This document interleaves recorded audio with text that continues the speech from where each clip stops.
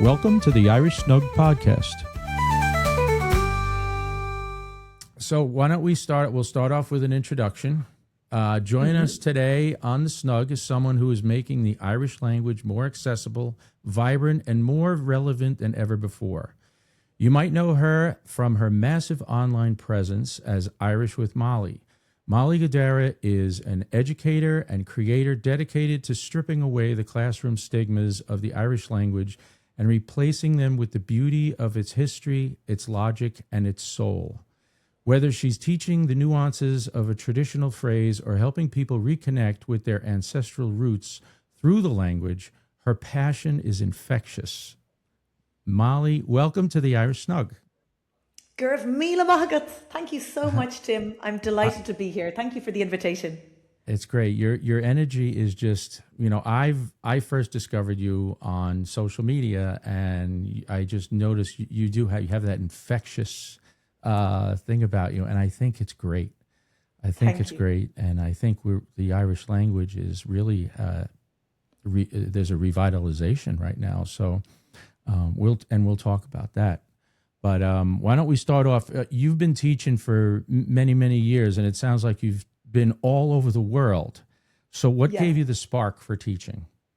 Great question. I never really thought about teaching, maybe in contrast to my mother, who was a primary school teacher.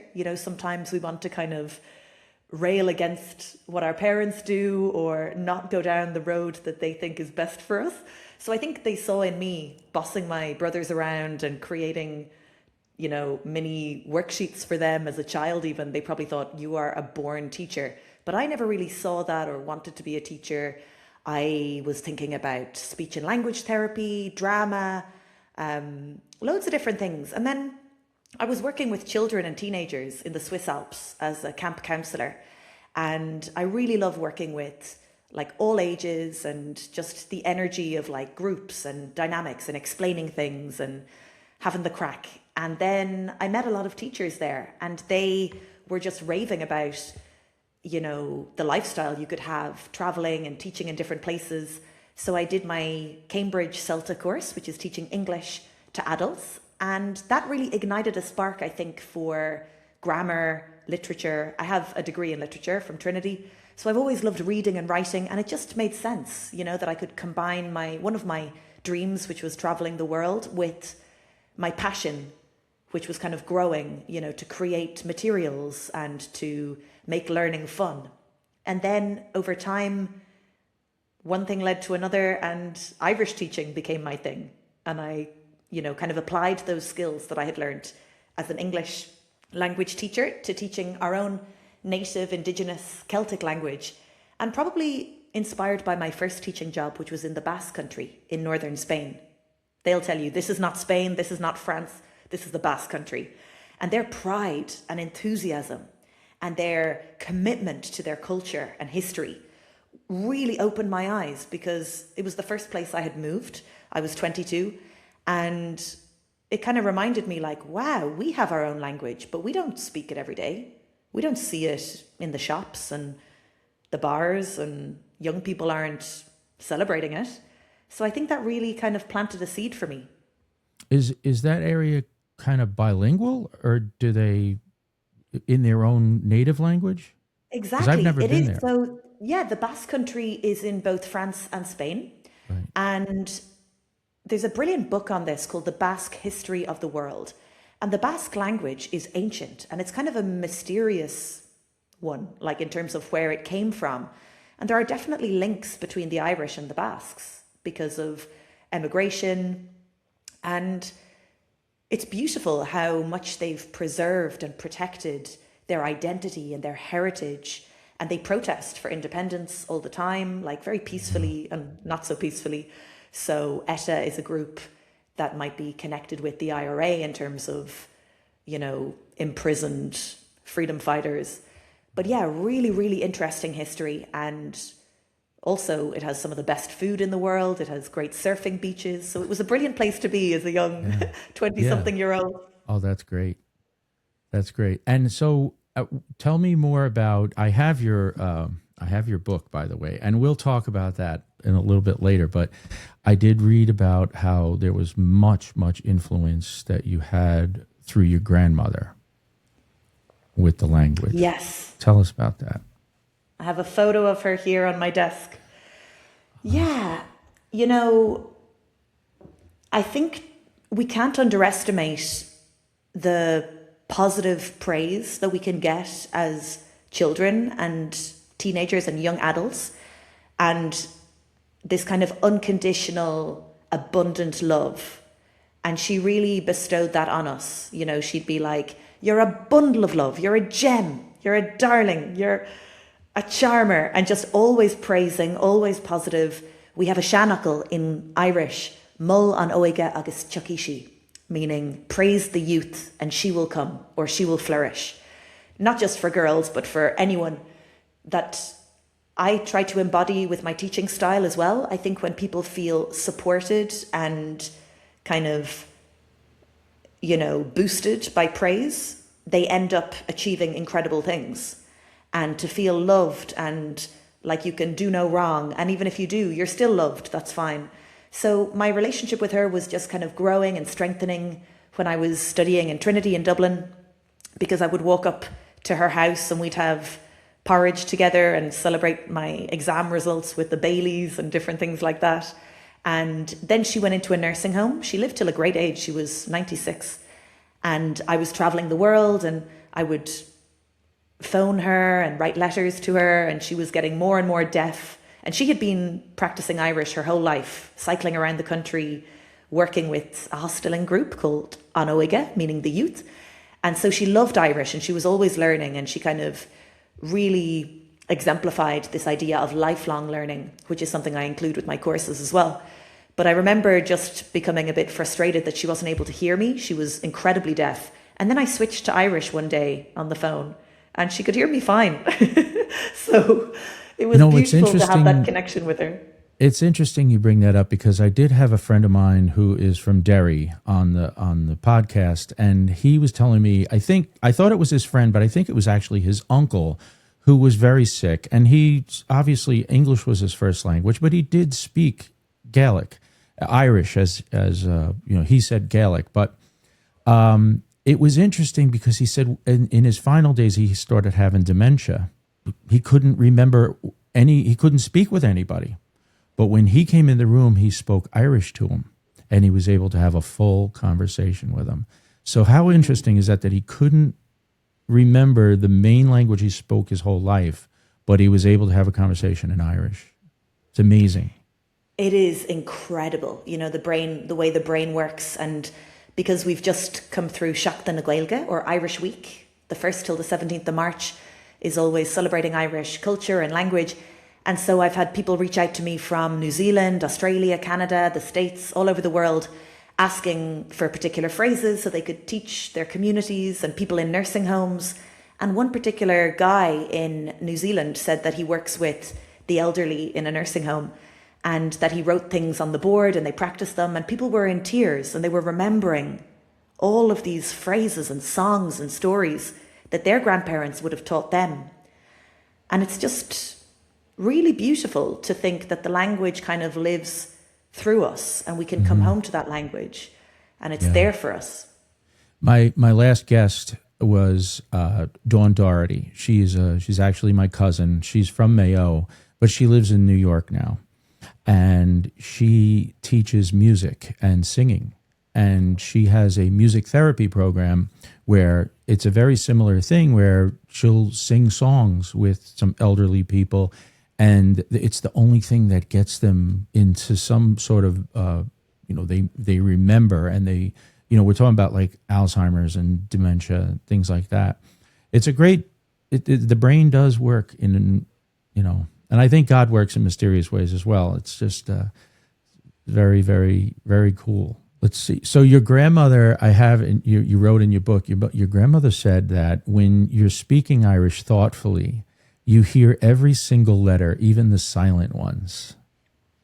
That's it. That's interesting. Can you explain what she meant by that?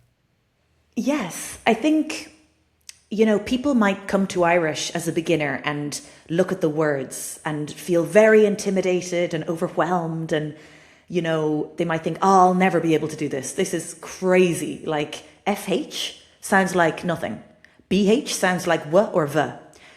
And that's completely normal and a necessary part of the journey, to be confused, frustrated, feel like giving up. But realistically, Irish is orthographically shallow, meaning the sounds and the spellings are very consistent, logical and patterned.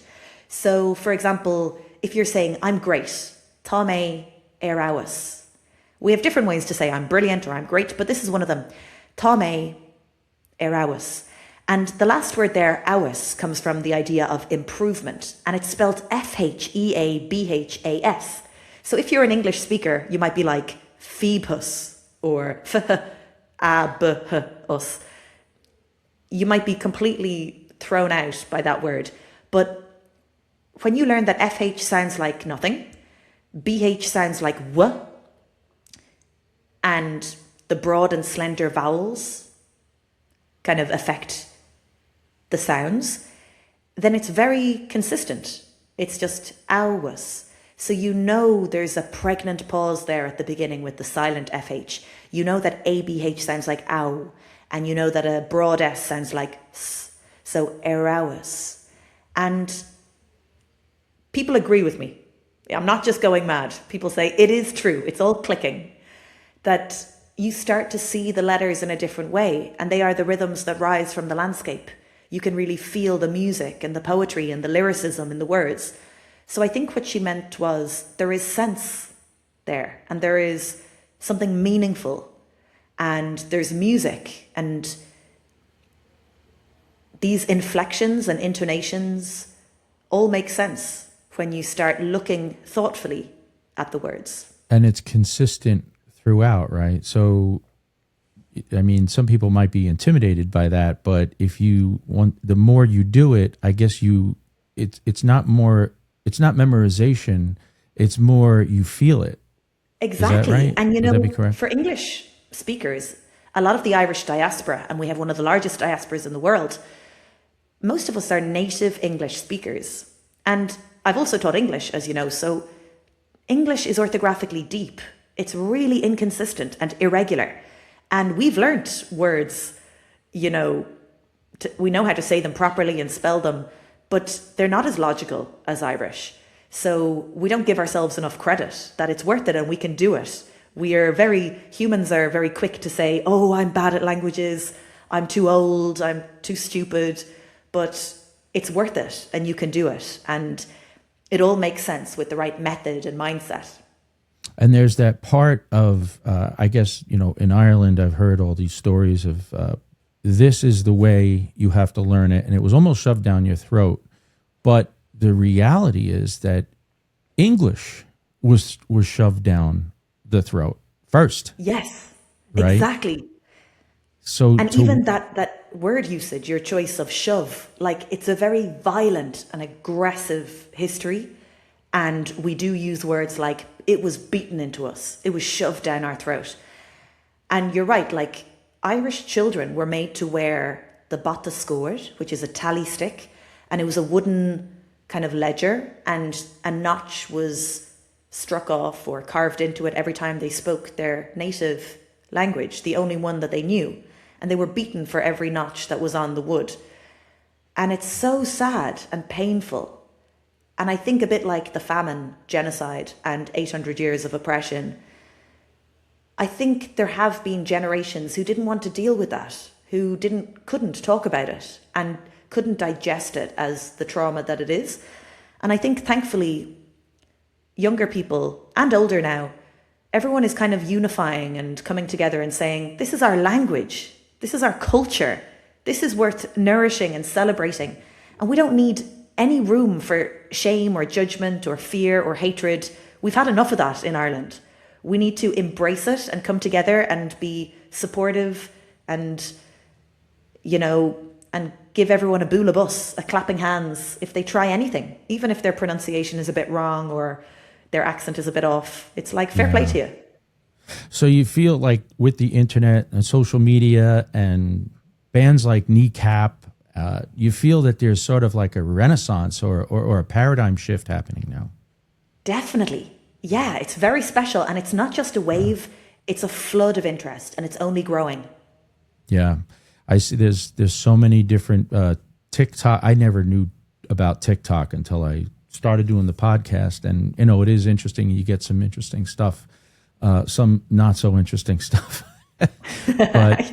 but there's just such especially the youth, a lot of young people out there, really trying to push the Irish language. And so your book here, The Gaeilge Guide, Spark Your Connection to Irish Language and Legacy.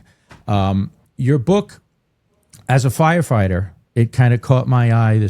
Your analogy of using the language and as fire, and you said, I'm quoting, "A tiny glow of embers waiting for a breath of air, and together we can turn a spark into a blaze. Fire is, after all, the only element that can make more of itself." That's a quote from your book, and that caught my eye, and I can understand. That's something that's right. It's growing. Definitely. I'm so glad that you brought that up, and thank you so much for reading and championing my book.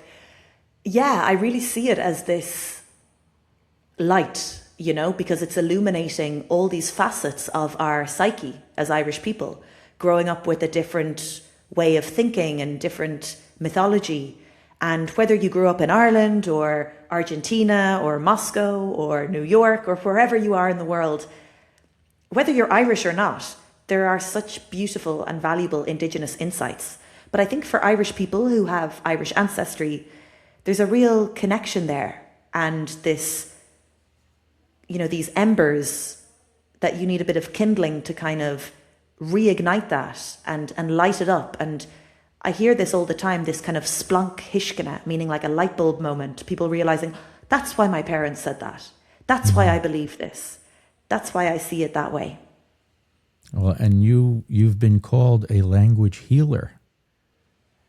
Yes, I'm so honored to be able to explore the language and, fuel my own curiosity through sharing it, because it's so exciting, and so lucky to have had the chance to speak with and work with Manchán McGann, one of our great language healers, I would say. I really believe he opened the door and kind of showed us the way and deconstructed a lot of the language and demystified it and democratized it. Such a humble and generous person Manchán was, and his legacy really lives on.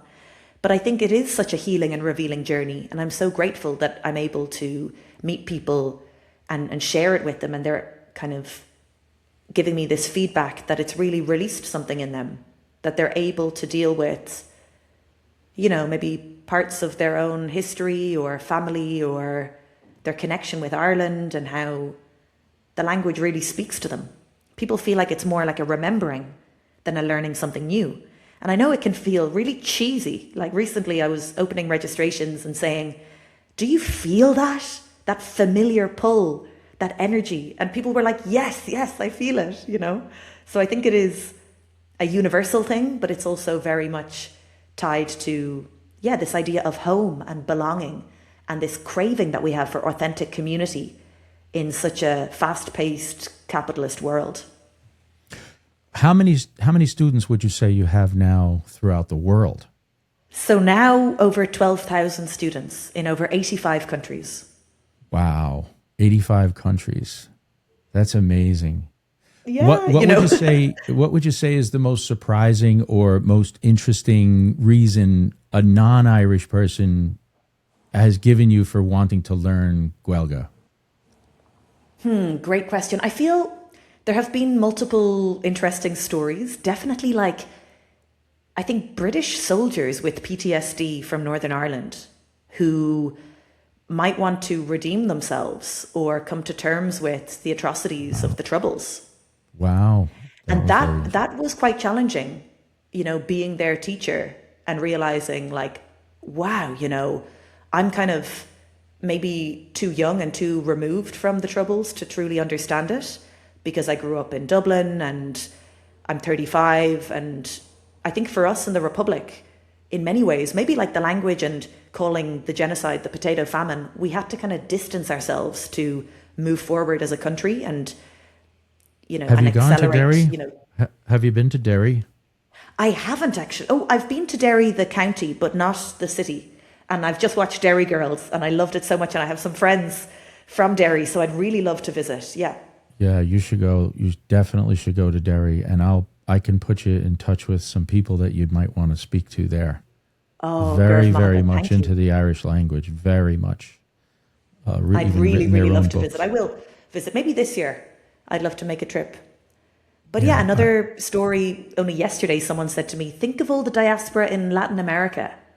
And you can't teach them through English because they might not have English. So you should teach them through Spanish. And I was like, wow.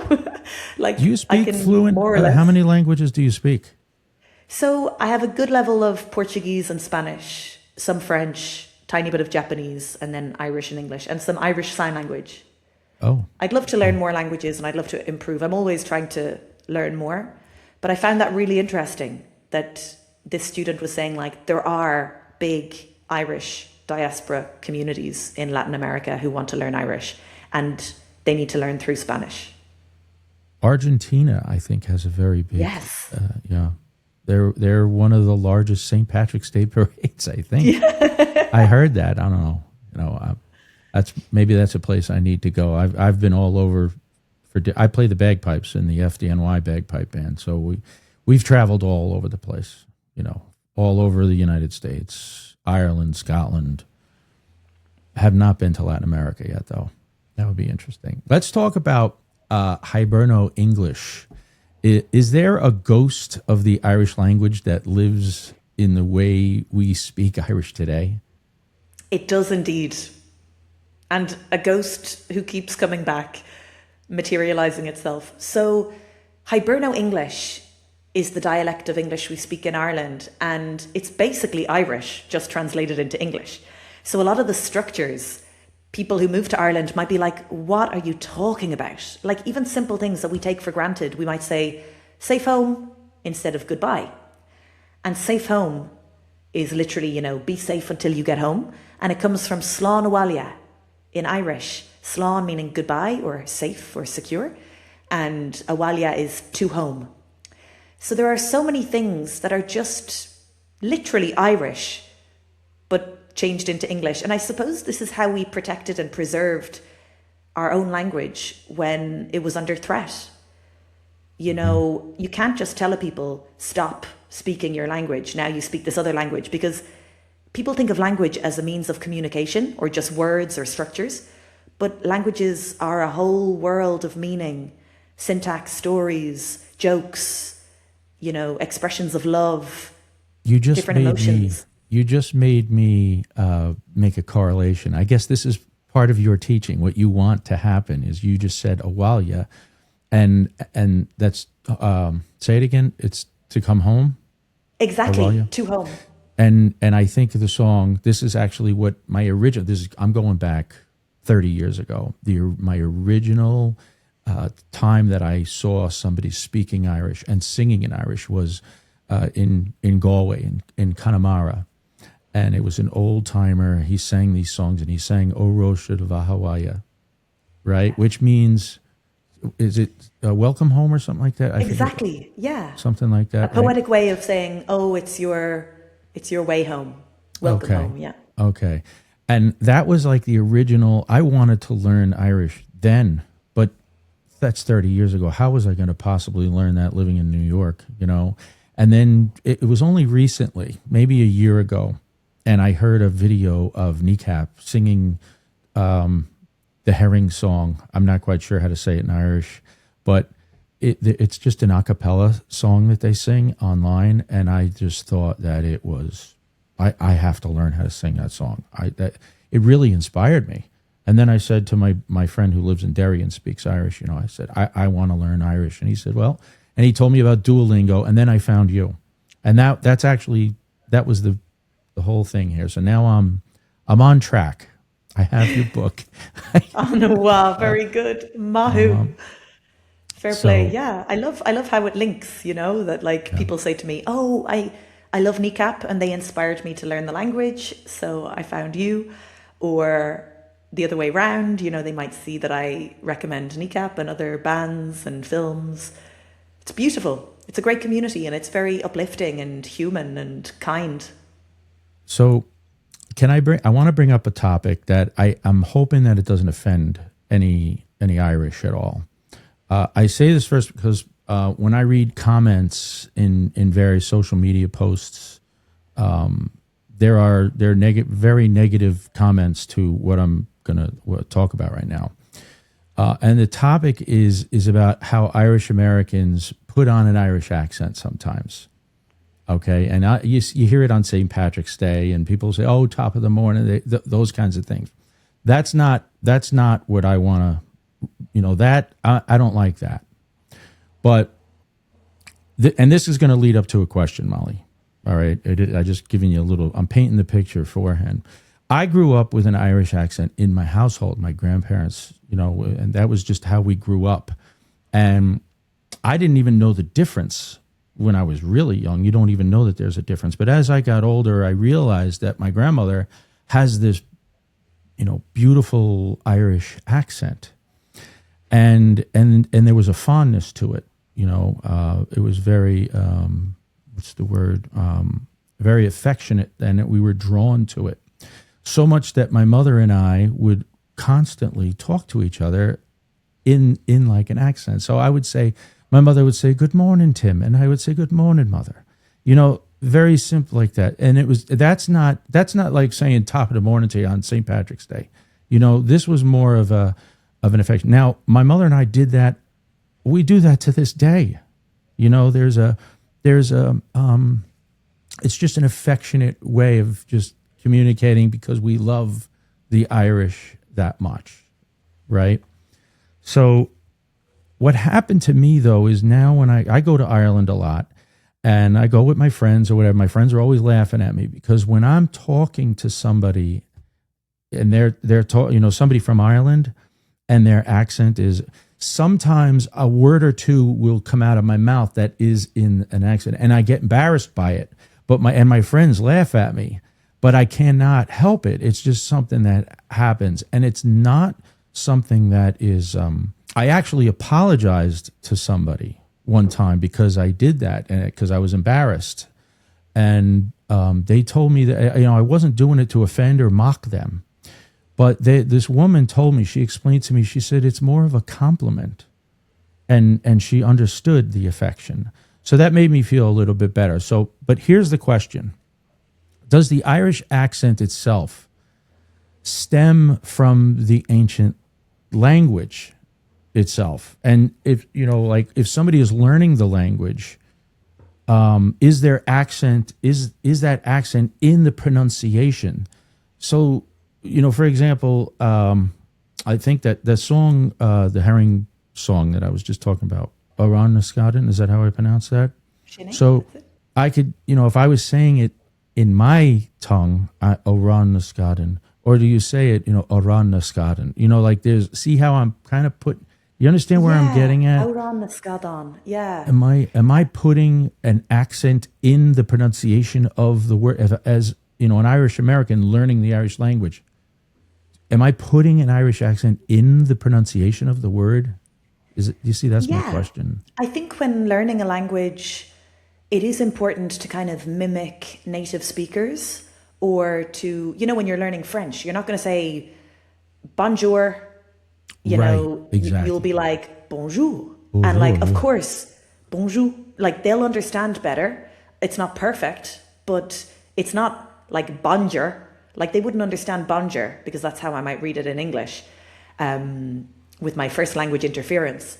But I think it is important to allow for that music. And definitely, in answer to your question, the way the Irish speak English is 100% influenced by the Irish language. This even diddly lidly kind of sound, like the musicality, even like the letter or, it's very hard in Ireland. Whereas in the UK, they might say Ireland, and we'd say Ireland, like it's much more rhotic. And that comes from the language. Or TH we get mocked for not pronouncing our THs, like 33 and a third.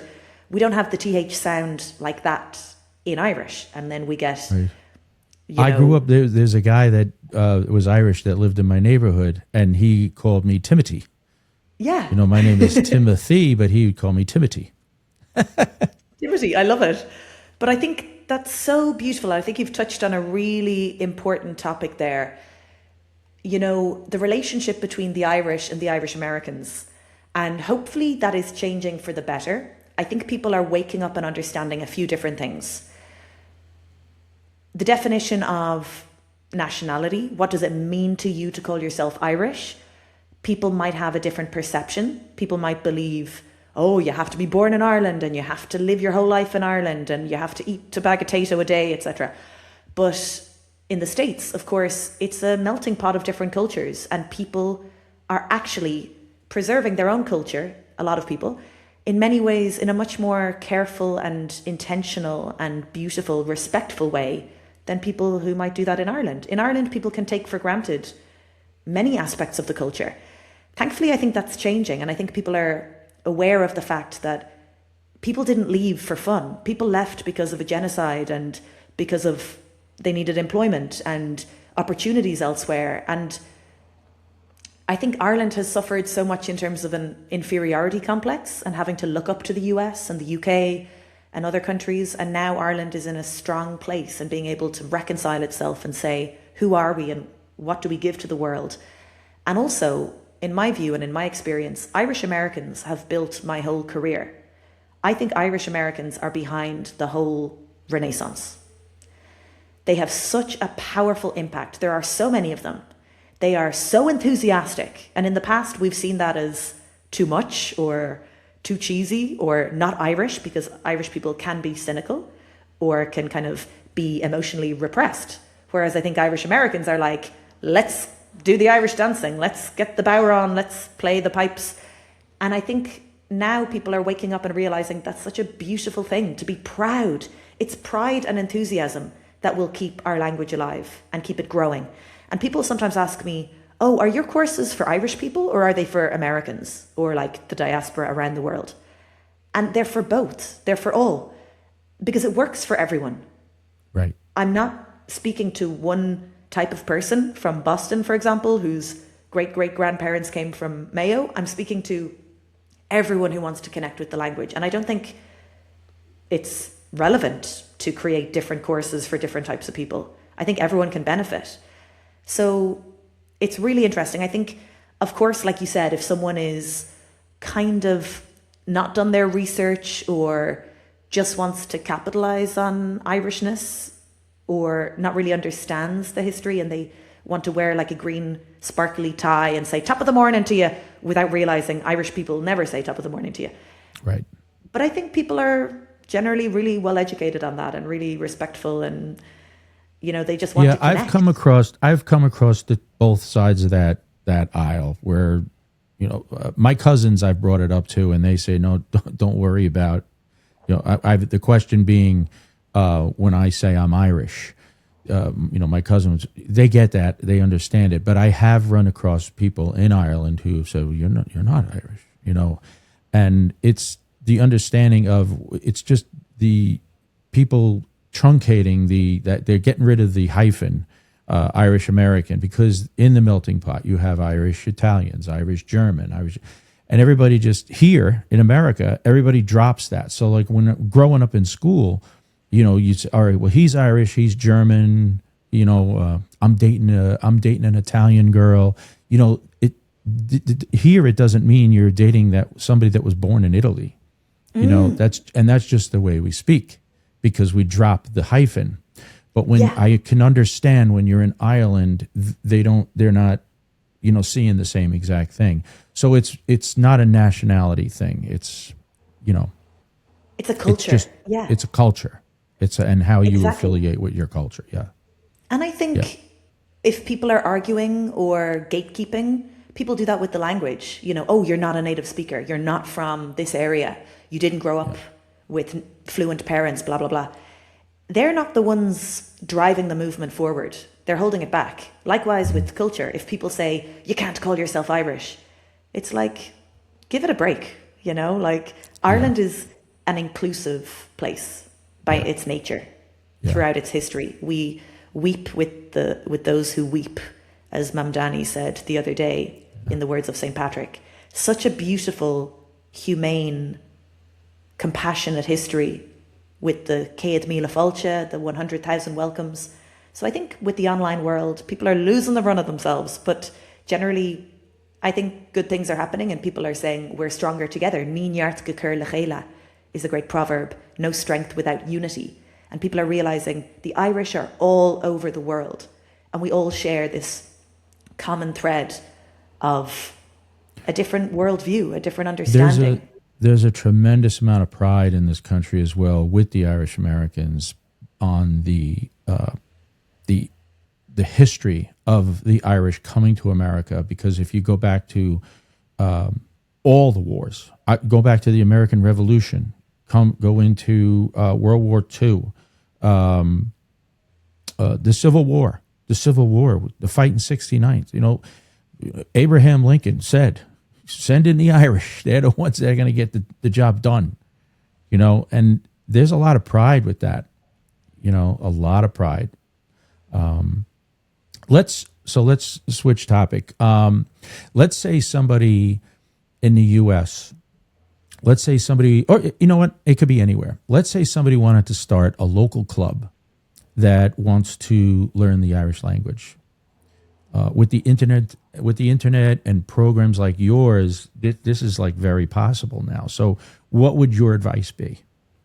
Yeah, so I have a free mini course on my website, irishwithmollie.com, and also a free download called Circle Cora or Conversation Cheat Sheet.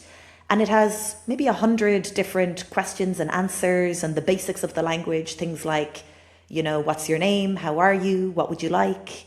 All the colors and the numbers and the feelings and different simple things to get you started. Also with audio, so you can listen to those. I have a newsletter. It comes out every week and it's bilingual and recorded and free. So I think there are so many different resources online, different podcasts. Gaeilge Weekly is a good one. And a lot of them are also bilingual and very accessible and inclusive. And people might say, oh, but I've no one to practice with. Maybe you have no one who's interested in your area or you live in a remote place.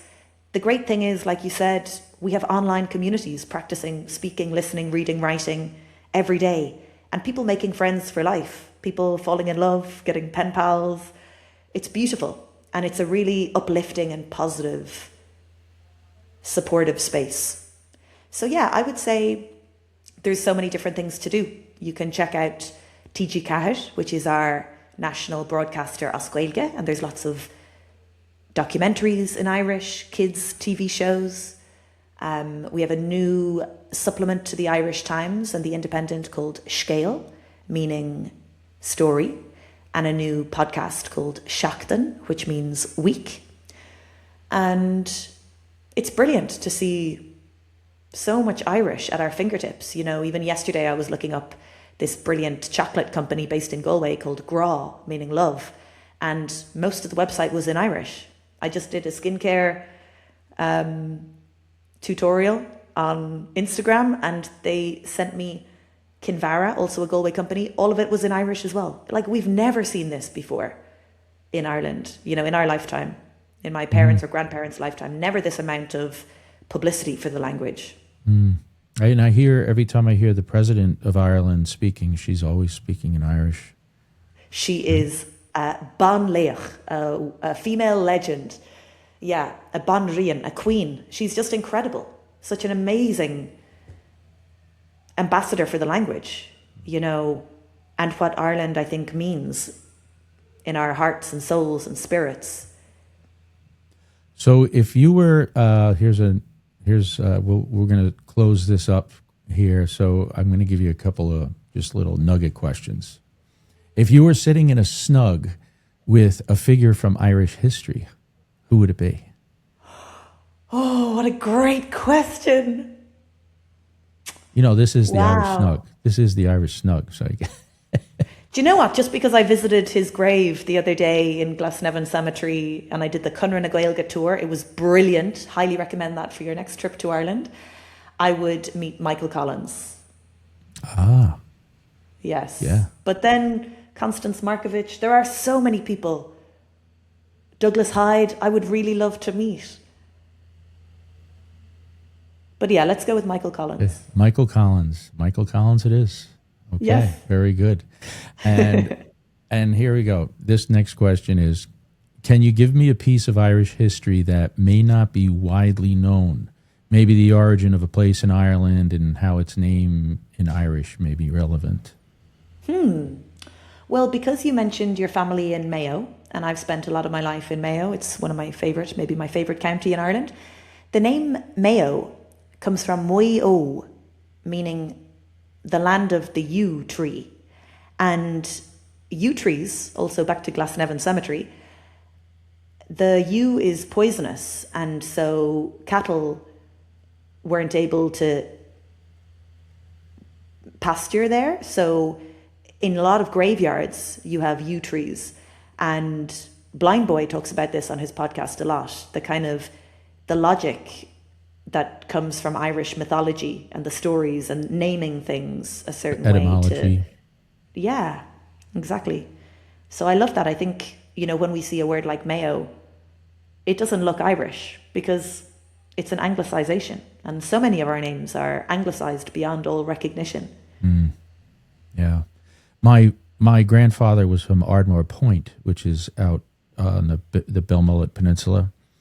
And Ardmore, Ard is tall, right? And Moor would be big. So would that mean that there was like big, tall people living there? Is that? Yeah. That's a great question. I would, if I had to bet, I would say the land is tall and big. But okay, though. Because a lot of places have Ard, like you said, tall, and Moor, meaning big. But I don't know. I mean, it could refer to the people. People in Mayo can be big and tall. Yeah. Well, I know that part of my family is the Diamonds, and that area, the Diamonds, they were known to be very, very large. Wow.